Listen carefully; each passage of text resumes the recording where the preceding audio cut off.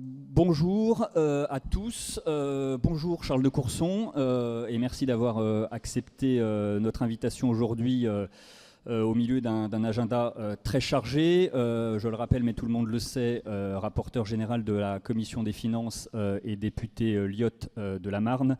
Je disais agenda chargé évidemment parce que cet après-midi commence notamment en Commission des Finances l'examen du budget 2025. Quelques mots avant de commencer pour vous rappeler que notre rencontre est retransmise sur le portail vidéo internet de l'Assemblée nationale, qu'un live tweet est assuré par nos amis Stanislas et Nicolas. On va rapidement vous donner la parole après avoir lancé la rencontre avec Chantal. Parce qu'il faut qu'on libère Monsieur de Courson à 12h25, donc n'hésitez pas à poser des questions assez rapidement. Et on va bien sûr commencer par le budget, réserver plutôt vos autres questions éventuelles à la fin de la discussion pour que notre rencontre soit la plus cohérente possible. Et tout de suite, donc, je laisse la parole à Chantal Didier pour introduire la discussion sur le budget. Merci, bonjour Monsieur le rapporteur général. Le Premier ministre, par nécessité, laisse le Parlement discuter de ce budget. 1800 amendements, c'est même moins que d'habitude, mais quand même, on observe que ça part dans tous les sens, quoi. Il y a ceux qui veulent augmenter la fiscalité, ceux qui veulent la diminuer, ceux qui veulent augmenter les économies, les diminuer, etc. On a l'impression d'une grande récréation financière. Est-ce que vous ne craignez pas que ça parte effectivement dans tous les sens et que le Parlement ou l'Assemblée, d'une certaine façon, se montre un peu, comment dire, irresponsable? Vous avez raison, il y a un vrai danger. Il y a un vrai danger. Pourquoi? Parce que la minorité gouvernementale elle-même est divisée. Voilà. Vous avez peut-être vu dans la presse des tribunes expliquant qu'en l'état du texte, ils ne voteront pas le texte. C'est quand même assez surprenant, moi j'ai jamais vu ça. Hein. Et vous avez des tas d'amendements, si vous avez regardé les 1800 amendements, qui visent par exemple à supprimer la majoration exceptionnelle d'IS sur les grandes entreprises françaises, pour prendre un exemple concret, mais vous en avez d'autres. Bon, donc vous pouvez avoir effectivement des coalitions des contraires qui aboutissent à des résultats assez étonnants entre ceux qui veulent au contraire encore aller au-delà de ce que propose le gouvernement et ceux qui veulent aller largement en deçà, voire supprimer certaines dispositions. Ça, c'est vrai. Mais vous savez, on est là pour gérer une situation. Moi, en tant que rapporteur général, j'essaierai de plaider pour une certaine modération en rappelant que si nous continuons comme cela, il y aura un 49.3, dépôt d'une motion de censure, et que donc c'est le Rassemblement national qui décidera de mettre fin à ce gouvernement ou pas. Voilà, pas plus compliqué que cela. Donc, si vous voulez, c'est vrai que c'est une situation tout à fait extraordinaire. Une bonne partie de nos collègues de gauche ont tendance à dire qu'il faut augmenter encore les dépenses. Certains ont déposé quand même quelques amendements de réduction, mais surtout sur les niches fiscales. Voilà. Si vous observez les 1800 amendements, des membres de la minorité présidentielle sont contre les augmentations d'impôts, qui sont quand même très importantes, hein, puisque dans l'estimation du Haut Conseil, c'est 20 milliards d'augmentation. C'est pas rien. Voilà. Donc, vous voyez, il y a ceux qui disent qu'il faut réduire la dépense, mais alors certains amendements visent à réduire la dépense, mais pas beaucoup. Il y en a beaucoup plus qui sont plutôt d'essayer à la hausse. Mais enfin, on est en première partie, on est sur les recettes. Voilà. Donc, effectivement, ça peut être assez surprenant, mais pour voter l'article d'équilibre, c'est-à-dire à la fin de la première partie, il y aura un vote. Donc, je vous rappelle que l'année dernière, la première partie a été votée à coup de 49.3. Toutes les parties ont été votées à coup de 49.3. Voilà. Donc, c'est vrai, c'est une situation compliquée, disons. D'une façon générale, est-ce que vous considérez que cette situation compliquée, les orientations qui sont fixées par le gouvernement, à commencer par la réduction du déficit, est-ce que vous souscrivez à cette orientation et est-ce que vous considérez en l'état que le budget présenté par le gouvernement est à même de répondre à cet objectif ? Alors, je crois que les hypothèses macroéconomiques sur la nécessité de réduire, j'ai rabâché ça pendant 31 ans. Alors, ce n'est pas aujourd'hui que je vais changer. Il faut réduire le déficit. La question, c'est à quel rythme et comment. Je pense que en fixant un objectif de 60 milliards, c'est trop. Je pense que les efforts demandés ne sont pas assez étalés dans le temps. D'ailleurs, l'Union européenne nous demande un minimum de 0,5 points de PIB. 0,5 points de PIB, c'est grosso modo, c'est 15 milliards. Donc je pense que quelque chose de raisonnable aurait été probablement quelque part entre 35 et 40. Mais 60, c'est énorme, c'est 2 points de PIB. Et là, on a un vrai débat avec le gouvernement sur l'effet récessif de l'ensemble de ces mesures. Car le gouvernement a retenu une hypothèse de croissance en volume du PIB de 1,1. Mais c'était avant, il y avait un certain consensus, d'ailleurs 1,1, c'est le taux de croissance potentiel de la France. Mais il n'a pas réajusté sa proposition de croissance, il n'a pas tenu compte de l'effet récessif. Donc moi, ce que je crains beaucoup, c'est que les estimations de recettes, notamment fiscales, ne soient pas du tout à la hauteur. Le Haut Conseil des finances publiques partage cette inquiétude, puisque la question précise qu'on lui a posée, vous estimez à quel ordre de grandeur l'effet récessif de ces 60 milliards, eux, ils l'estiment à 0,4, 0,5 points de PIB. Donc ça veut dire qu'il aurait fallu réajuster de 1,1 à 0,6, 0,7, voire 0,5, enfin quelque part par là, si vous voulez, ce qui n'a pas été fait.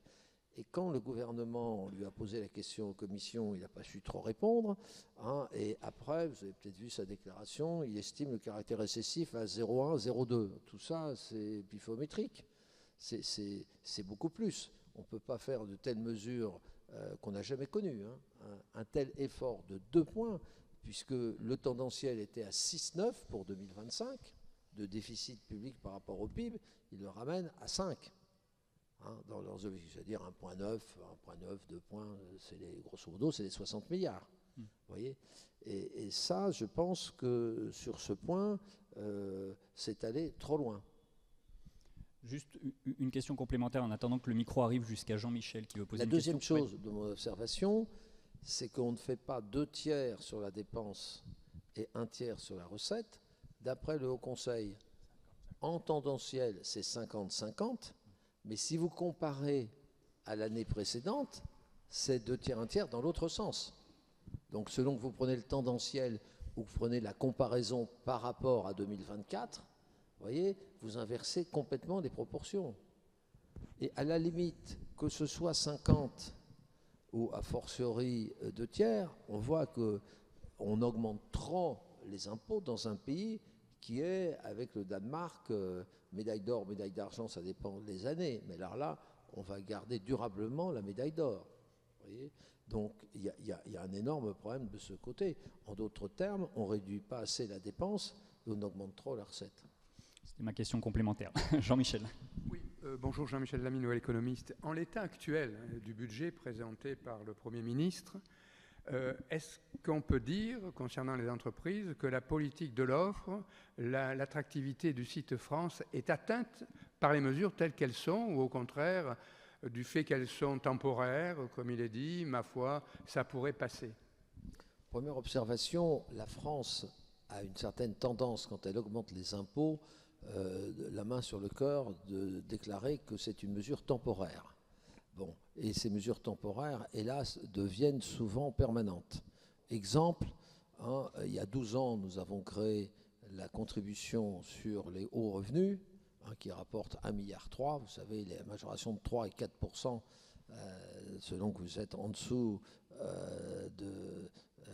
au-dessus de 250 000 euros de revenus par part, ou 500 000. Voilà. Eh bien, ça fait 12 ans, elle était exceptionnelle, mais elle est toujours là, vous voyez. Je fais cette remarque. Voilà. Prenez la hausse la plus importante du point de vue des recettes, c'est la hausse de 8 milliards sur les grandes entreprises, celles de plus de 1 milliard ou plus de 3 milliards.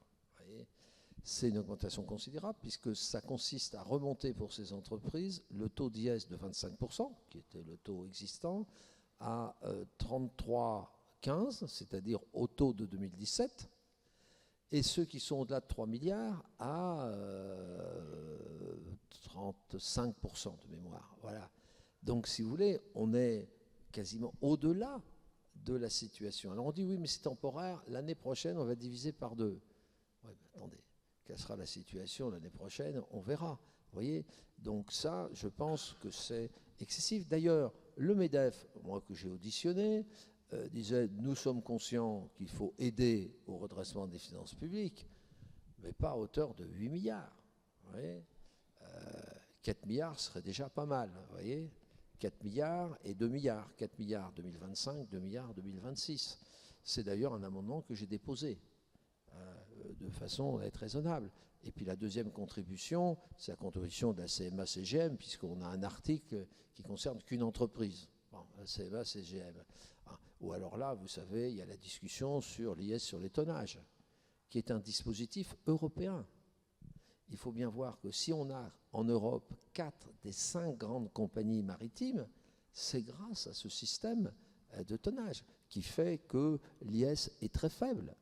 Et donc, moi j'en ai discuté avec le président de la CMA-CGM, et qui me dit, moi, si le Parlement décide, il est tout à fait d'accord sur la contribution, 500 millions en 2025 et 300 millions en 2026. Il est d'accord. D'ailleurs, il aurait même pu faire un don à l'État, plutôt que faire un article. Voilà, non, mais c'est sympathique de sa part.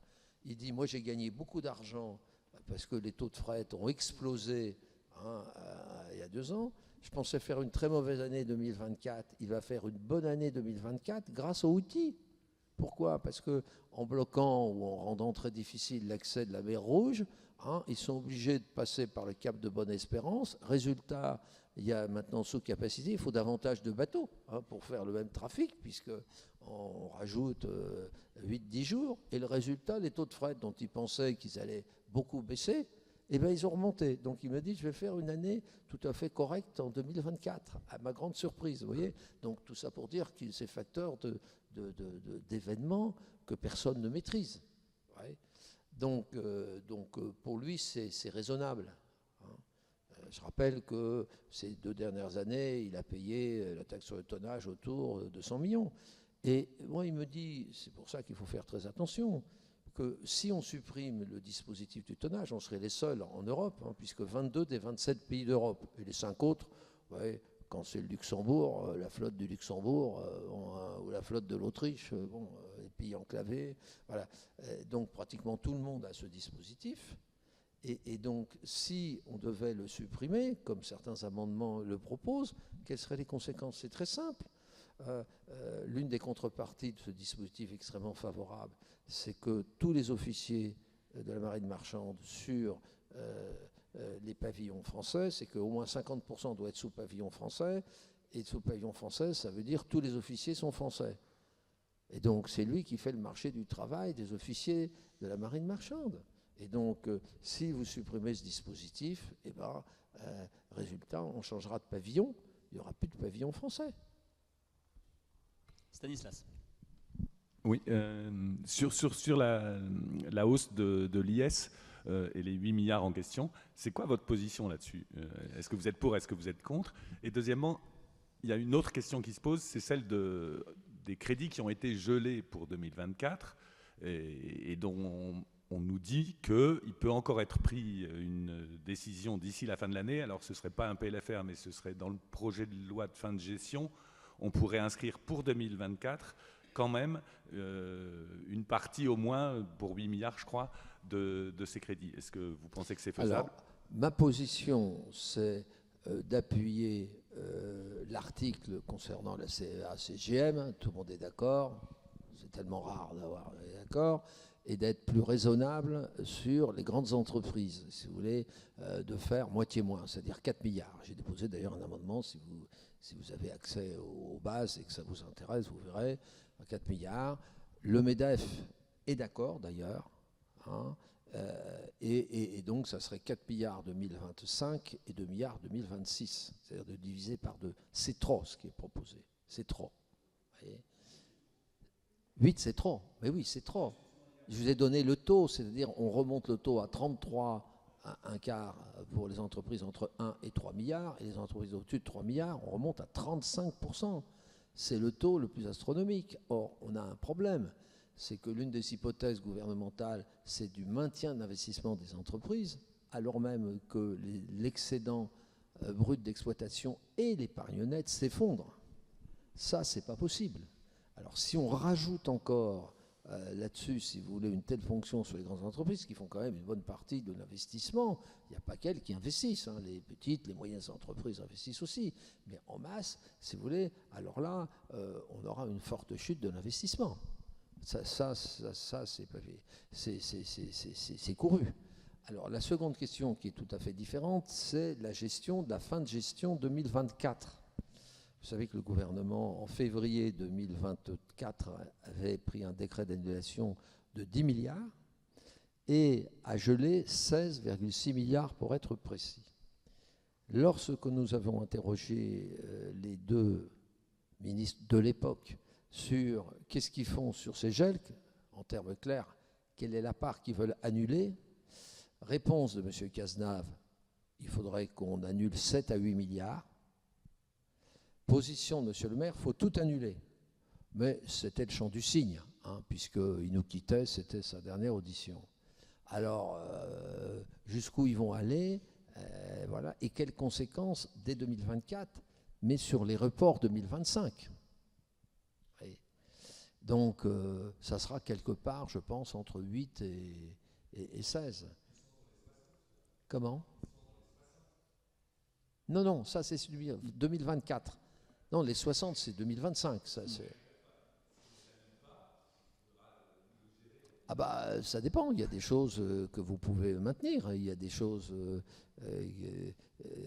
les économies sur le budget 2024, on ne remonte pas forcément les crédits au niveau initial avant annulation. Voilà. Mais j'attire votre attention sur les présentations budgétaires. On vous présente LFI via LFI. Le LFI 2024, la loi de finances initiale, hein, c'est pas la France insoumise, hein, LFI, c'est la loi de finances initiale, oui. LFI 2024 par rapport à LFI 2025. Mais on ne tient pas compte des reports de crédit. Pourquoi on a plombé l'exercice 2024 ? Parce qu'à fin 2023, on a tellement serré qu'on a reporté... Écoutez bien, 23 milliards de crédits reportés.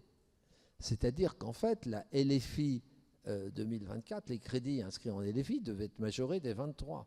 Et ils en reporteraient à la fin de cette année, d'après leurs prévisions, d'après ce qu'ils nous avaient indiqué, 8 milliards. Donc ça veut dire le différentiel, parce qu'ils ont utilisé 18 des 23 milliards. Donc si vous faites le différentiel, ça veut dire qu'on a majoré de 9 milliards. Sur un budget de 500. Attendez, ça fait déjà plus de 2% d'augmentation. Vous voyez, donc on présente qu'on est à 0, mais en fait, par le jeu des reports, on est déjà à plus 2. Mais ça, vous le verrez dans la loi de règlement. Dans l'ordre, Pascal, Anita et Nicolas. C'est ici, là. Monsieur le ministre, non pas le ministre, le député, est-ce qu'il semble qu'il y a eu un effort de créativité dans les propositions de recettes, de dépenses et tout. Est-ce que d'abord c'est votre avis? Et est-ce qu'il y a des bassins de recettes qui n'ont jamais été proposés et que vous dites, ah tiens, voilà peut-être des filons, ou c'est toujours pareil depuis la nuit des temps? Alors côté recettes, vous voulez dire, ou côté réduction des dépenses? Je ne sais pas si vous avez des innovations côté recettes. La créativité, si vous voulez, tant des administrations que des députés, et essentiellement sur les recettes. C'est très facile d'augmenter les recettes. C'est très facile. Il faut bien mesurer les effets, hein, parce que souvent, on y va les effets. Alors, vous avez tous les débats, par exemple, sur les 90 milliards, grosso modo, de dépenses fiscales. La première dépense fiscale, c'est le CIR, le crédit d'impôt recherche. Alors là, les propositions de florilège, vous avez même des amendements de suppression du CIR, purement et simplement. Vous avez ceux qui disent il faut le calculer au niveau des groupes. Enfin, vous allez voir, c'est un festival d'amendements sur le CIR. Vous avez le deuxième qui concerne non pas les entreprises mais les particuliers, c'est le crédit d'impôt sur les services à domicile. Alors là, florilège, vous voyez, de ceux qui disent franchement, les travaux de jardinage, il faut les supprimer de l'assiette. Hein. Les autres qui disent la promenade des chiens et du chat parce que vous êtes cassé une jambe, vous ne pouvez plus promener votre chien, donc vous avez un crédit d'impôt de 50% pour promener votre chien et votre chat. Vous ne saviez pas ça? Ouais. Ah ben, même pas trop les chats. Voilà. Donc il y a ceux qui disent, en d'autres termes, il faut s'attaquer à l'assiette. Et puis il y en a quelques-uns qui disent un taux de 50%, c'est excessif. Il faudrait descendre par exemple à 40. Vous voyez, il y a des florilèges. Alors sur les crédits d'impôt, mais quand vous réduisez les crédits d'impôt, les dépenses fiscales, vous augmentez les impôts. Ben, c'est une façon élégante de les augmenter. Voilà. Donc alors ça, il y a florilège. Où il y a moins de florilège, c'est la réduction de la dépense. Hein. Vous l'avez peut-être remarqué, les florilèges, on le verra en deuxième partie, il y en a beaucoup moins. Hein. Et alors là, quitte à précéder un peu justement la deuxième partie, vous en tant que rapporteur général ou au sein du groupe Pliot, est-ce que vous avez en l'occurrence déjà un certain nombre de propositions à mettre sur la table? Et lesquelles? Oui. Bah, j'en ai discuté encore cette nuit avec le Premier ministre. Je lui ai dit, prenez les économies que vous faites sur la branche retraite. Vous décalez du 1er janvier au 1er juillet. C'est une très mauvaise idée. Pourquoi? C'est un fusil à un coup. Parce que l'année prochaine, vous n'allez pas pouvoir différer du 1er juillet au 31 décembre. Enfin, si vous voulez le faire, je vous souhaite bien du plaisir. Vous pourriez aussi différer au 10 janvier de l'année N+1 pendant que vous y êtes. Vous voyez, non mais attendez, c'est du délire. Les gens ne comprendront plus rien. Moi, je lui dis tout simplement, nous, on a une alternative à vous faire, qui est de maintenir le pouvoir d'achat des retraites jusqu'à 1 600 €, puisqu'il nous dit, moi, je suis d'accord sur une solution alternative, si vous la trouvez, mais avec la même économie. Eh ben, je lui dis, vous faites ce qu'avait fait Raymond Barre, hein, c'est-à-dire jusqu'à 1 600 €, on maintient le pouvoir d'achat, vous faites un petit système de raccordement entre 600 et 1 700 €, et après, eh ben, on dit, on gèle pour un an. Et puis l'année prochaine, vous verrez. Vous voyez, ça me paraît beaucoup plus juste. Parce que le décalage des dates, c'est franchement, fondamentalement injuste. Vous voyez, je pourrais vous en prendre d'autres.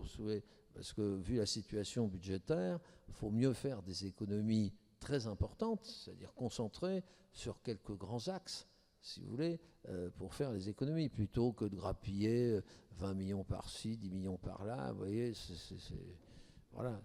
On aura le temps évidemment d'en reparler sur la deuxième partie, mais sur quels grands axes que vous évoquez, par exemple? Tout le monde sait que le problème de la hausse de la dépense publique, si vous le voyez sur 30 ans, ce sont les dépenses sociales qui ont augmenté. Ce n'est pas du tout, contrairement à ce qu'on raconte, les frais de fonctionnement de l'État. C'est pas ça qui explique. Donc, si vous prenez les grandes branches de l'assurance, des organismes de protection sociale, on dit la sécurité sociale, mais vous savez qu'elle n'existe pas. Il n'existe que X caisses de protection sociale, 42 pour la branche retraite, etc. Bon, sur la branche retraite, tout le monde, les gens réalistes, disent la réduction de la dépense, c'est d'inciter nos concitoyens à prendre leur retraite plus tard. C'est pour ça que je me suis battu contre la remontée de l'âge légal. D'ailleurs, nous faisons une petite conférence avec tous les partenaires sociaux, les 3 organisations patronales, les 6 organisations de salariés, plus un représentant du corps, sur le financement. On ne s'attaquera pas au problème de la dépense. Mais ce serait cela. Vous voyez, on a une mesure dans le projet de loi de financement de la sécurité sociale d'augmentation de 4 points des cotisations de la CNRACL. Excusez-moi, mais est-ce qu'il est raisonnable d'augmenter de 4 points entièrement payés par le contribuable local? C'est pas raisonnable. Dans tous les régimes, on fait un partage entre les salariés et les employeurs. Ouais, donc d'avoir une discussion avec les partenaires sociaux et de dire, bon, on fait 60-40. Hein, la règle, grosso modo, c'est 60-40 dans le privé. Je ne vois pas pourquoi on n'appliquerait pas ce même type de réflexion sur la CNRACL, vous voyez. Enfin, bon, sur l'assurance maladie, alors le gouvernement a proposé un certain nombre de mesures. On peut largement en discuter. Mais vous savez, sur l'assurance maladie, moi je dis, la discussion sur l'ONDAM est une discussion partiellement surréaliste. Pourquoi? Prenez les hôpitaux. Est-ce que vous savez quelles sont les prévisions de déficit de fonctionnement des hôpitaux 2025? On sera autour de 2 milliards. Ce n'est pas moi qui le dis, c'est monsieur le maire de Reims qui préside la Fédération hospitalière de France. Et cette année, on devrait finir autour d'1,7 milliard, quelque chose comme ça. Donc ça veut dire qu'on dissimule les déficits. Le vrai déficit, c'est y compris les hôpitaux, le déficit de fonctionnement des hôpitaux. Je ne parle pas d'investissement, de fonctionnement des hôpitaux. Vous voyez. Et puis on pourrait parler des cliniques privées dont une partie sont déficitaires, on pourrait parler des EHPAD. On considère que plus de 2/3 des EHPAD sont en déficit de fonctionnement. Ouais. Donc on voit bien que sur cette branche dépendance, disons, il faut faire un effort. Ça, on n'y échappera pas. Anita. Oui, je voulais vous demander, compte tenu des injonctions contradictoires et des désaccords au sein même de la minorité gouvernementale, est-ce que vous voyez la moindre chance d'échapper au 49.3 ? Et ma deuxième question est du fait que la commission des finances se transforme en commission d'enquête. Est-ce que le débat politique ne va pas dépasser ou polluer le débat budgétaire ? Alors je vais commencer par la deuxième question. L'intérêt, si vous voulez, de cette commission d'enquête, qui n'est pas encore décidée, puisque c'est tout à l'heure qu'on va le faire, bon, c'est aujourd'hui, c'est pas simplement de faire de la politique au pire sens du terme, c'est d'expliquer comment on peut arriver à des erreurs de prévision côté recettes aussi énormes. Je vous rappelle les chiffres. Inscrit dans la loi de finances initiale 2024 sur le produit de l'IS, 72 milliards. Par parenthèse, on a récolté à peine 58, un peu moins de 58 en 2023. Par quel miracle on passait de 58 à 72. Et actuellement, on serait autour de 13-14 milliards de moins.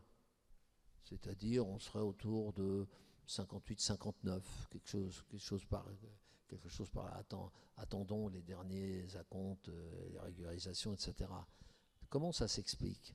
Comment vous expliquez que sur l'impôt sur le revenu, qu'en général on cernait assez bien, on est à presque un peu plus de 4 milliards d'écart sur un produit de, allez, un petit 90, quoi, vous voyez, ouais, c'est quand même énorme. Et la TVA, on est à près de 5 milliards d'écart. Et moi, je crains qu'on finisse plutôt à 7. Voilà. Sur la partie qui revient de la TVA à l'État de 90-95, oui, c'est quand même des écarts énormes. Alors, est-ce que ça s'explique parce qu'il y a eu des décisions ministérielles de dire vous mettrez 72, hypothèse H1, hein, hypothèse H2, des erreurs de prévision, mais comment on peut avoir de telles erreurs de prévision? Par exemple, sur les entreprises, alors que tout le monde savait que leurs bénéfices avaient plutôt tendance à stagner, voire plutôt à régresser, d'après les prévisions de l'époque du gouvernement. Donc on a du mal à comprendre sur l'IS, parce que sur l'IS, faire des écarts, si vous voulez, de 20%, ça s'est jamais vu. Hein. Ah non, à ce point-là, ça s'est jamais vu, vous voyez. Et ça a un intérêt aussi pour l'avenir. Hein, pour dire, on ne peut pas continuer comme ça, quoi. Il faut sécuriser les évaluations de recettes. Entre nous, c'est un peu le boulot du Haut Conseil, hein, de nous dire qu'est-ce qu'ils en pensent. Hein. Alors, quand on est un Haut Conseil qui est quand même extrêmement prudent dans ses avis, qui vous dit il y a un manque de crédibilité des recettes, ouais, donc c'est pas simplement pour savoir qui est responsable de quoi. Est-ce qu'il y a une défaillance de l'administration ? Ou est-ce que l'administration avait parfaitement averti que ce n'était pas réaliste, mais que c'est une décision politique? Vous voyez, où est la vérité là-dessus? Et est-ce que la vérité est différente selon les impôts? Je vous ai cité les 3 principaux, il y en a quelques autres. Mais voilà, c'est ça le but. Alors, je reviens à votre première question, qui était, peut-on éviter un 49.3? Alors moi, je vais vous dire, je l'avais dit au Premier ministre bien avant qu'il ne sorte même le projet de loi de finances, je ne vois pas comment on peut voter normalement, ni la première partie, ni la deuxième partie. La question, c'est qu'à partir du moment où il déclenche le 49.3, première question, qu'est-ce qui retienne des travaux parlementaires ? Et donc là, je pense que, parce que certains disent, mais tout le travail qu'on fait, jour et nuit, etc., ne sert à rien. Je dis non, pas tout à fait. Ça dépend si le gouvernement accepte de reprendre tel ou tel amendement ou négocie avec certains groupes pour qu'ils ne votent pas la motion de censure. Je ne sais pas. Bon, voilà. Mais tout le monde sait comment votera la gauche. Elle votera la motion de censure. Et donc la question, c'est qu'est-ce que fait le Rassemblement national ? Voilà. Et tout le monde le sait, je veux dire, voilà. Ou est-ce qu'ils laissent passer parce qu'ils ont obtenu certains amendements, certaines atténuations ? Je ne sais pas. Je ne suis pas dans leur tête, voilà. Mais aujourd'hui, il n'y aura pas de 49.3. Et sans 49.3, vous ne pouvez pas voter ni la première ni la deuxième partie. Mais voilà. la motion de censure, ça dépend aussi de qui la dépose. Est-ce que le groupe Lyotte peut la déposer ? Je rappelle que pour déposer une motion de censure, il faut être 10%, c'est-à-dire qu'il faut être 58. Nous sommes 23, puisque nous avons un nouvel adhérent et nous avons encore quelques-uns qui voudraient rentrer dans le groupe. Donc il faut trouver les donc, députés manquants. C'est pas nous, si vous voulez, qui pouvons faire la bascule sur une motion de censure. Voilà. Ceux qui font la bascule, c'est le Rassemblement national, parce que quand bien même tout notre groupe voterait la motion de censure, puisque nous, on est assez divers, il y a la liberté, on est 23, si vous rajoutez 193 plus 23, vous êtes à 216, vous n'êtes pas à 289. Ouais. Et quand bien même, ça m'étonnerait qu'il y ait des membres de la minorité gouvernementale qui votent la motion de censure. On ne sait jamais, parce que certains ne veulent pas voter le budget. Ils sont peut-être contents du 49.3, puisque même une partie de la minorité présidentielle ne veut pas voter en faveur de ce que propose le gouvernement, ce qui est quand même assez nouveau. Ils l'ont dit, ils ont même fait une tribune. Ouais, ils ont dit en l'état. Nicolas. Oui, Nicolas Prissette à la tribune dimanche. Monsieur le rapporteur général, vous avez tout à l'heure exprimé vos critiques à l'égard de l'objectif du gouvernement, c'est les 60 milliards, et on a cru comprendre, mais j'aimerais que vous le confirmiez, que vous étiez plutôt sur 30 milliards. 40. Voilà, dans votre projection idéale. Est-ce que vous pouvez un peu détailler, c'est-à-dire quelle serait, votre répartition entre effort en dépenses et efforts en recettes, et parmi les dépenses, lesquelles vous cibleriez en particulier, puisque vous avez exprimé le fait qu'il valait mieux avoir un ciblage précis plutôt que du rabot. Et même question pour l'effort en recettes, principalement, sur quoi doit-il porter ? Merci. Non, mais moi, j'avais dit au Premier ministre, avant qu'il n'arrête ce projet de loi de finances, que faire 30 à 40, c'était déjà pas mal. Si vous faites 40, il me semble que faire déjà 10 sur la recette, c'était déjà pas mal. C'est déjà pas mal. Il faut quand même rappeler qu'on a le taux de prélèvement obligatoire le plus élevé d'Europe. Presque dans le monde. Même des régimes communistes n'atteignent pas des tels niveaux. Alors c'est vous dire. Bon. Et donc, ces recettes, elles n'étaient pas faites avant tout pour redresser les finances publiques, elles étaient faites avant tout pour demander à des couches sociales aisées ou des grandes entreprises de contribuer. Alors, côté entreprises, les grandes entreprises, de ne pas toucher aux PME, pas les toucher. Il y aurait eu un accord, si vous voulez, je vous ai dit 4 milliards. Moi, il me l'a écrit, M. Martin, il a demandé à me voir, on en a discuté, il me dit, moi, je comprends qu'il y a une situation très difficile, bon, on est prêt à aider, mais il y a une limite à tout, quoi, voilà. Donc, si vous voulez, c'est pour ça que je pars d'une dizaine de milliards. Vous voyez, si on faisait 4 sur l'IS, c'est déjà pas mal. Les 2 milliards sur la nouvelle contribution, si ça vous intéresse, je peux vous en parler. On ne fera jamais 2 milliards là-dessus. On est déjà dégringolé de 59 ou 60 000, grosso modo, à 24 000. Il n'y a plus que 24 000 familles.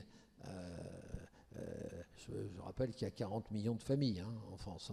24 000, c'est vraiment le pouillème. Et vous ne le ferez pas parce qu'ils ont inventé un système extraordinaire qui consiste à vouloir remonter ceux qui sont en dessous de 20% par rapport à leur revenu fiscal de référence, hein. Donc on calcule la différence entre 20% d'un RFR corrigé, je vais y revenir, moins le montant de l'IS payé corrigé. Alors, ce qu'ont pas vu ceux qui ont regardé cette usine à gaz qu'est cet article, c'est que le RFR est réduit de toute une série de crédits d'impôt. Et que, à l'inverse, l'IS est majoré toute une série de crédits d'impôt. Ça veut dire, en termes clairs, qu'il ne faut pas faire supporter cet effort au crédit d'impôt. C'est ça l'hypothèse derrière. Et donc le résultat, tout ceci se contracte. Et donc on n'est plus qu'à 24 000. Si c'était 2 milliards, ça veut dire qu'on demande en moyenne à ces familles 80 000 € de majoration de leur impôt sur le revenu. Je n'y crois pas. D'ailleurs, j'ai demandé des explications sur l'estimation initiale à 2 milliards. Je l'attends toujours. Comment vous avez calculé ça? Ouais. Donc, un effort pour les gens très très aisés, parce que 24 000, il faut quand même rappeler qu'il y a 40 millions de familles. Hein. C'est vraiment epsilon, vous voyez, et une solidarité des entreprises. Vous voyez. Bon, on pouvait faire 4 milliards et demi avec les 500 millions qu'acceptent bien volontiers de contribuer au traitement des finances publiques, la CMA, CGM, 4 milliards et demi, vous faisiez peut-être 1 milliard, 1 milliard et demi. La contribution sur les hauts revenus créée il y a 12 ans rapporte 1,3 milliard. Donc, si vous voulez faire 1 milliard, c'est déjà pas mal supplémentaire. Et d'éviter qu'on se fasse annuler au Conseil constitutionnel. Hein. C'est pour ça qu'ils ont mis cette usine à gaz, vous voyez. Parce que certains disaient, il n'y a qu'à Faucon, augmentons les 3 et 4% de la contribution exceptionnelle sur les revenus. Ah oui, mais le problème, c'est que si vous la doublez, pour faire 1,3 milliard, il fallait la doubler, hein, grosso modo, passer de 3 à 6 et de 4 à 8. Bah, 8 plus 45, ça fait 53. 53 plus 10, c'est 2. Alors là, vous êtes limite risque d'annulation par le Conseil constitutionnel. Hein. Voilà. Il nous reste 10 petites minutes, on va essayer d'être efficace. Notre ami de l'AFP, Nicolas, et puis on va essayer de prendre François et Hélène pour terminer. Oui. Bonjour, Gabriel Bourovitch de l'AFP, je vais essayer de faire vite et court. Pour revenir sur la commission d'enquête qui doit être entérinée en commission des finances cet après-midi, vous avez déclaré à nos confrères du Monde, il est clair que le gouvernement a essayé de dissimuler l'état réel des comptes en début d'année parce que les élections européennes arrivaient. La commission d'enquête n'ayant pas démarré ses travaux, qu'est-ce qui vous permet d'être aussi catégorique? Par ailleurs, cette commission d'enquête devrait être présidée par l'insoumis Éric Coquerel, que vous avez commencé à apprivoiser, vous-même en tant que rapporteur général. On voudrait savoir si vous lui faites confiance pour bien mener cette commission d'enquête et plus globalement ce que vous pensez de son style et de sa manière de conduire et de présider la commission des finances. Merci. Alors, tout d'abord, ce n'est pas le président de cette commission d'enquête qui fait le boulot, c'est des rapporteurs. Et hier, en conférence des présidents, il a été convenu qu'il y en aurait un de la minorité gouvernementale et un de la majorité des oppositions. Je vais les appeler comme ça, pour clarifier. Bien. J'ai déclaré cela, pourquoi? Mais parce que M. le maire l'a reconnu lui-même. Et que quand nous avons demandé toute une série de documents dès le mois de juillet, avec le président Coquerel d'ailleurs, en application de la loi organique, on nous a donné tout ce qu'on a voulu, même un peu plus, sauf les lettres plafond. Et nous avons ces documents qui montrent la preuve. Et M. le maire l'a reconnu publiquement devant la commission des finances dans cette dernière audience. Donc, si vous voulez, il n'y a pas photo. Mais ce qu'il faut, c'est, par exemple, sur l'IS, quelle est la partie qu'il connaissait parfaitement et quelle est la partie qui était incertaine, si vous voulez. C'est ça, c'est ce qui serait intéressant que la commission... Ouais, est-ce qu'il y a quelle est la partie erreur de prévision et la partie plus politique? Donc, il l'a dissimulé d'ailleurs. Il a dit lui-même, j'ai demandé au président, je vous traduis en termes compréhensibles, je vous renvoie à ses déclarations devant la commission des finances, j'ai demandé une loi de finances rectificative de printemps. Et on me l'a refusé. On, qui est le on? Bon, vous connaissez, hein, le président de la République. Voilà. Et donc c'est très clair. Et pourquoi il lui a refusé? Hein? Et donc ils se sont rabattus sur un décret d'annulation dès début février. Et les premières notes, c'est novembre, décembre 2023. On leur dit ça dérive, ça dérive.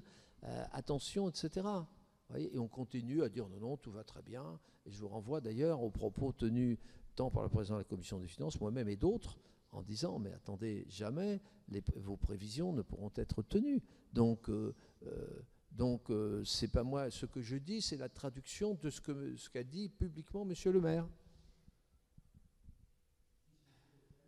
Comment ? Mais Coquerel, je vous ai répondu, il sera probablement le président de cette commission d'enquête. Mais ceux qui font le travail, ce sont les rapporteurs. Et il y a 2 rapporteurs, un de la minorité gouvernementale et l'autre de la majorité oppositionnelle. Je vais dire ça comme ça pour être plus clair. Qui devrait être un membre vraisemblablement du groupe d'Éric Ciotti, si on a bien compris. Alors oui, parce qu'il se trouve, c'est un peu bizarre, il y a eu d'ailleurs pas mal de réflexions là-dessus, parce que le groupe d'Éric Ciotti avait déposé pour utiliser son droit de tirage. Et donc on s'est retrouvé avec 2 demandes de commission d'enquête sur le même sujet. On a dit on ne va pas faire 2 commissions d'enquête. Et Éric Ciotti a été d'accord, et c'est la présidente qui a proposé que l'un des 2 rapporteurs soit du groupe d'Éric Ciotti. Voilà comment ça s'est passé hier en conférence des présidents. Et Bruno Le Maire aura sans doute l'occasion de Alors certains venir. ont dit c'est pas normal, c'est le plus petit groupe, enfin, etc. On a dit oui, mais sinon ils ont un droit. Alors on va faire 2 commissions d'enquête. Est-ce que vous préférez 2 commissions d'enquête? C'est comme ça que ça s'est passé. C'était un moyen d'éviter 2 commissions d'enquête, mais une seule. Et Bruno Le Maire aura l'occasion de venir s'expliquer. Ah ben, à il nouveau. sera certainement auditionné. Nicolas, et je suis désolé, ce sera sans doute la dernière question puisque vous avez d'autres.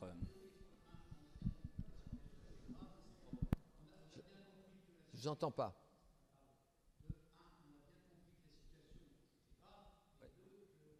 Parlement et les groupes politiques avaient cette fois-ci l'occasion de montrer leur responsabilité.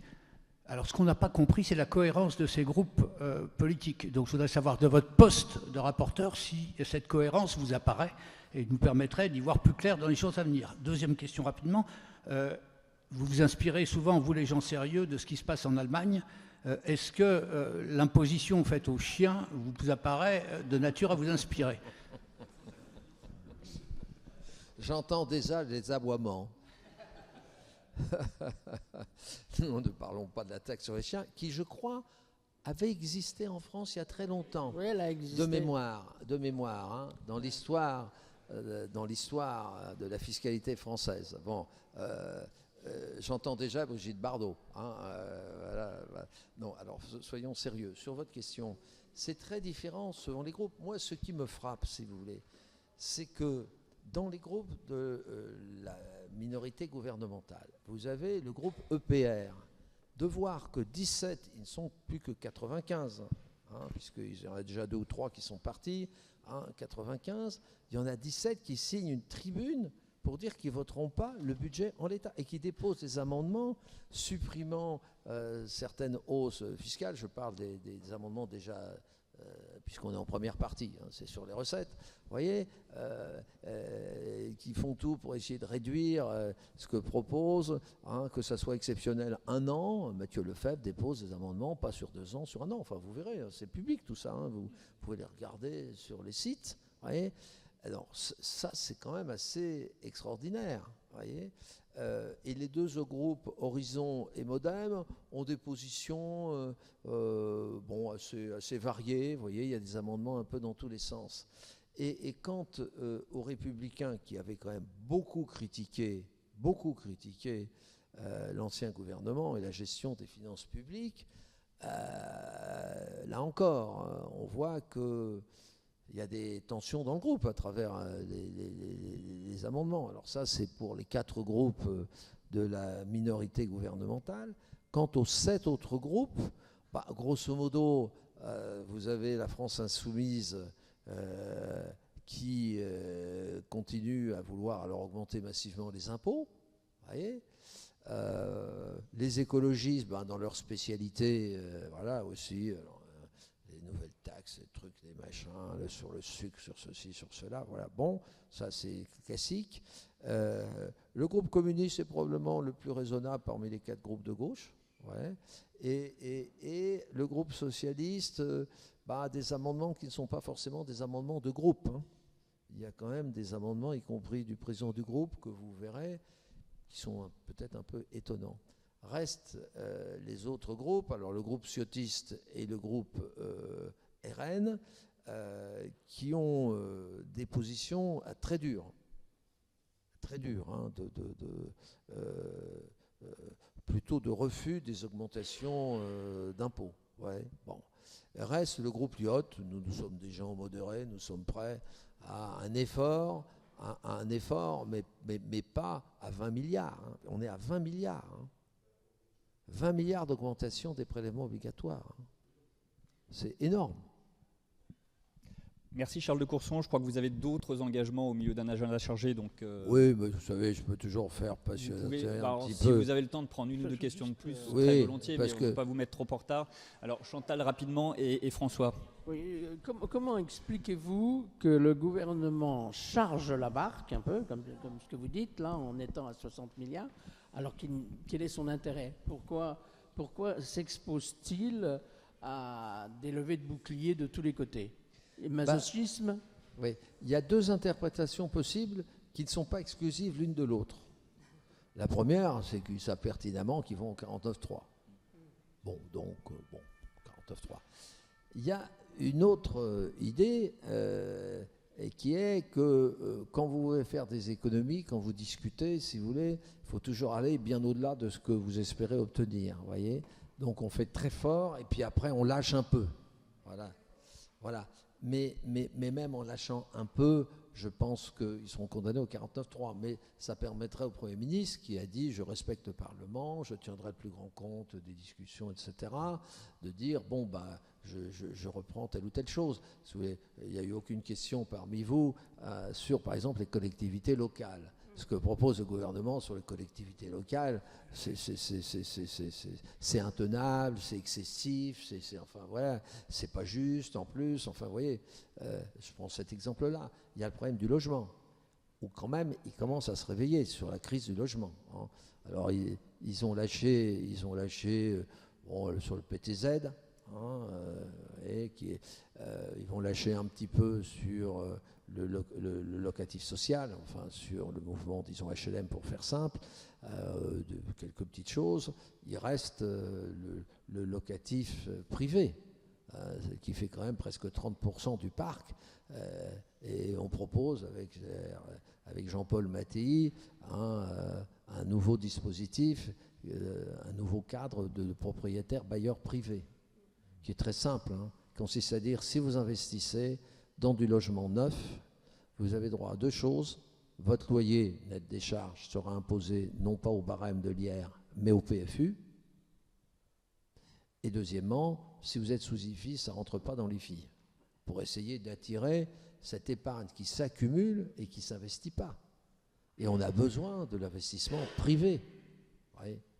Alors, on va voir. Moi, j'en ai parlé au Premier ministre. Vous savez, il est un peu énigmatique, parce qu'il voit bien que, voilà, lui, son obsession, c'est toujours la même, en disant les marchés financiers vont nous sanctionner, il faut absolument qu'on montre qu'on fait des efforts considérables. Je dis oui, mais comme vous obtiendrez certainement le report de 2027 à 2029 de l'objectif de revenir à 3%,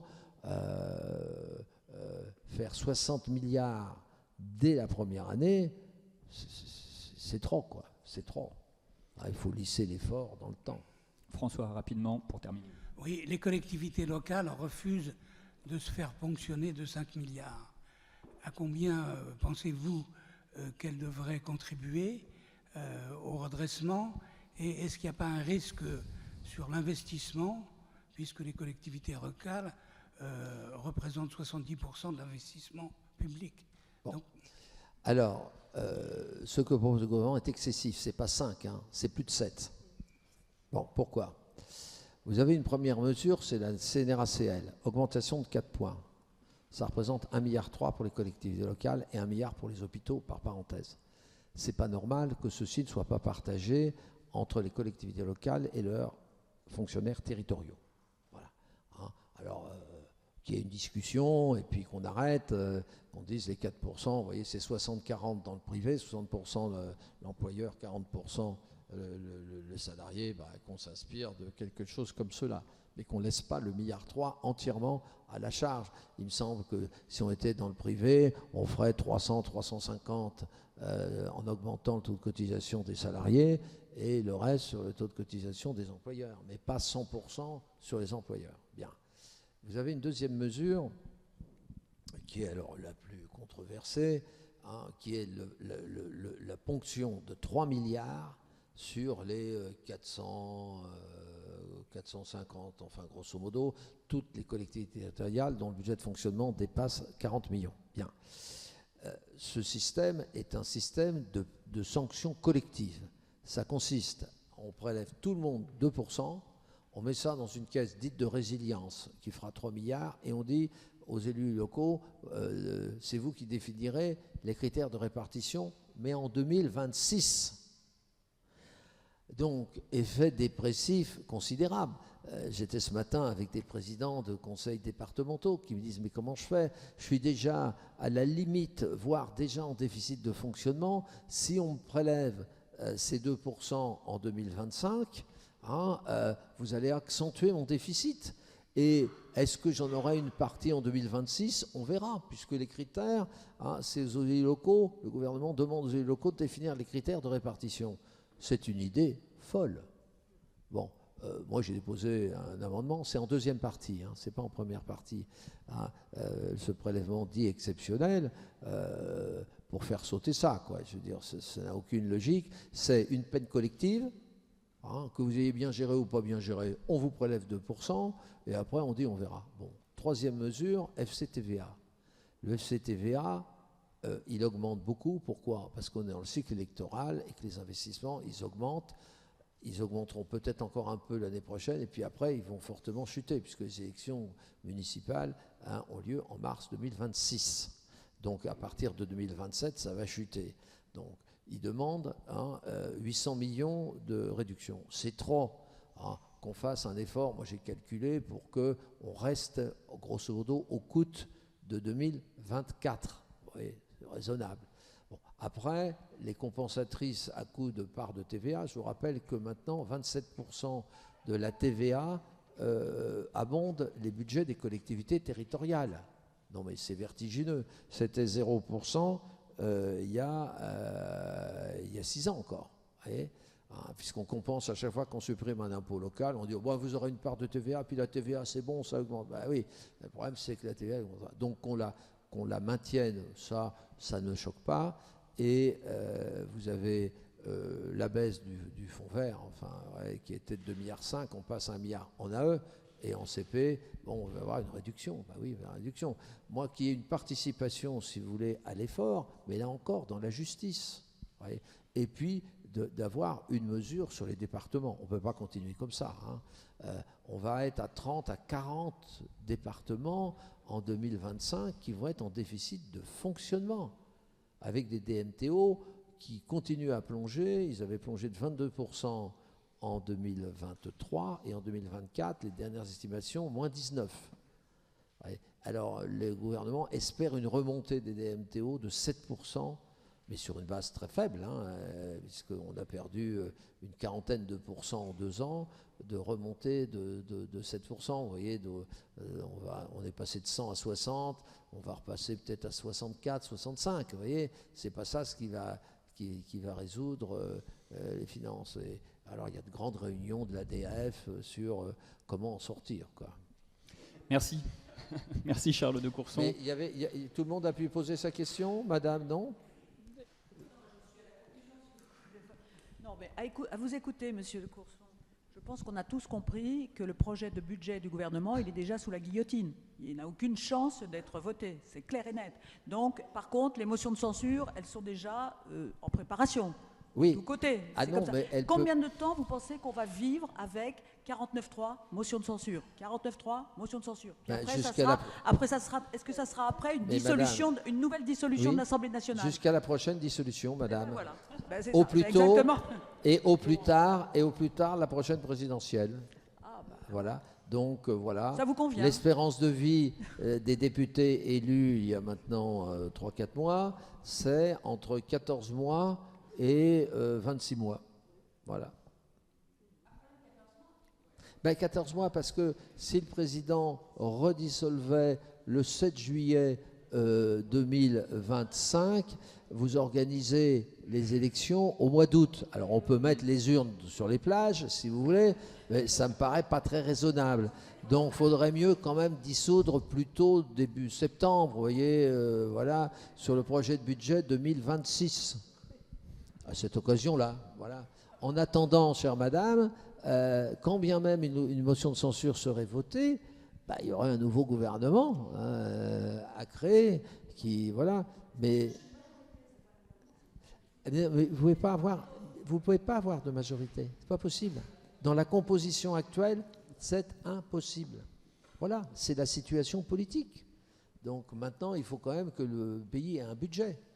Hein. Alors, si vous êtes un peu perverse, madame, ce qui n'est certainement pas le cas, vous avez une solution, c'est de laisser déraper le débat budgétaire et de passer les 70 jours prévus par la Constitution. C'est simple, hein, il suffit de ne pas réunir la commission mixte paritaire.